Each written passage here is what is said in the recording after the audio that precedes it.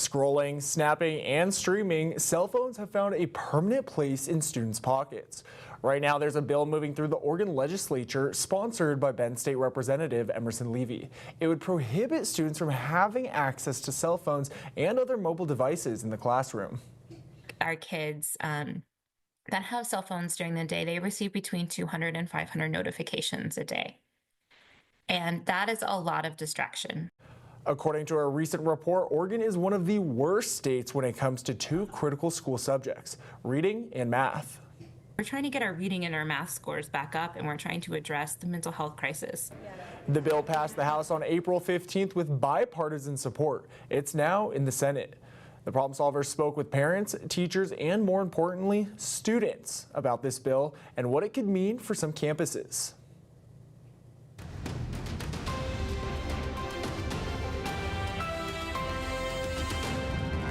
A lot of students would definitely be against it for sure. I think they would understand that there needs to be something done, but not to that extent. There's bad apples, I think, that make it look bad for everybody. I need my phone for college and work, and so I do need my phone throughout the day, but I understand when I should and shouldn't be on it. 3 Redmond High School students give their perspective on an Oregon bill that could ban cell phones in the classroom. They argue students know and respect the rule of putting phones away during class, and those who don't make the choice to be disengaged. You decide to be on your phone during the lectures, okay. That's up to you. That's ultimately your decision. It's not the phone that's making them not want to learn. It's the fact that they find whatever they're learning boring or not interactive enough. Teachers, on the other hand, have seen the impacts on students' grades and classroom behavior. Teachers are just exhausted. We've seen an increase in cheating and plagiarism and an increase in anxiety, depression, and loneliness at school. Johnson is a teacher at Redmond High School and has been teaching for 12 years.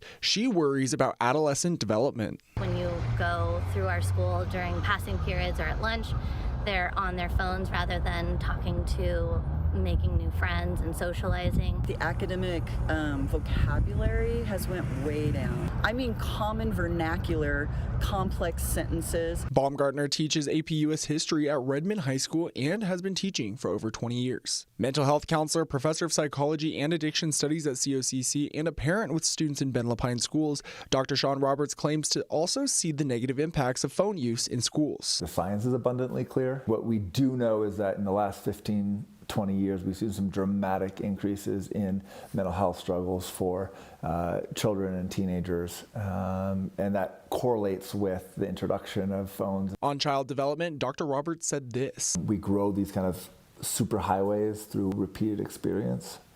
We also cut back the pathways that we don't use.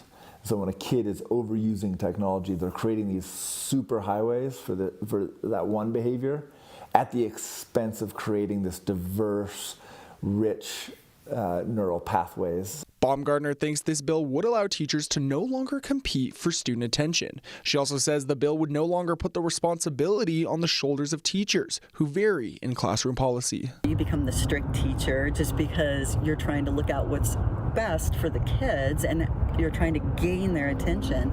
And I think if we get a law, perhaps it will help teachers just cement, nope, this is the law, no phones. The Redmond School District's policy for all schools is that phones should be off and put away during class. For students in the Ben Lapine schools, the policy can vary. For example, students are permitted phone use outside of classrooms in high school, such as passing periods and lunch. I heard back from 4 of our 7 high school principals that they believe students really do understand the expectation and are respecting the policy. Despite current policy compliance, House Bill 2251 would require prohibition throughout the school day, creating some enforcement concerns from high school administrators. In a statement to KTVZ News, Summit High School Principal Donna Servignat said, quote, "I wonder at what point students are allowed the opportunity to manage their own behaviors. As they approach adulthood, how do we start to let go of the controls so they can learn how to navigate time and place and self-manage?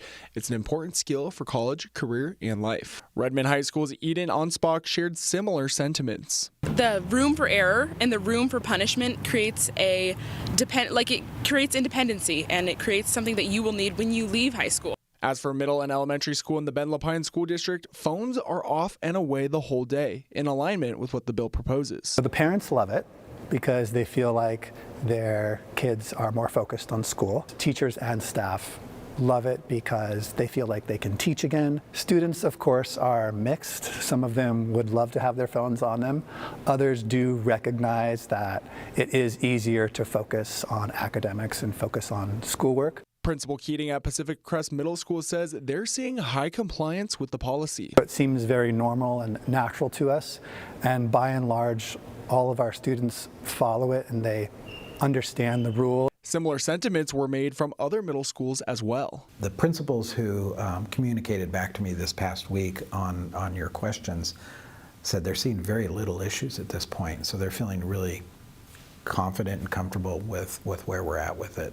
The problem solver spoke with parent Amy Formica, who helped start a local initiative to address student technology use. We actually did a survey of over 1,000 families in Ben Lapine last year about tech use in schools and phones specifically, and over 93% of respondents supported phone-free schools. The problem solvers conducted our own survey through a Facebook post to garner parent perspective on the topic.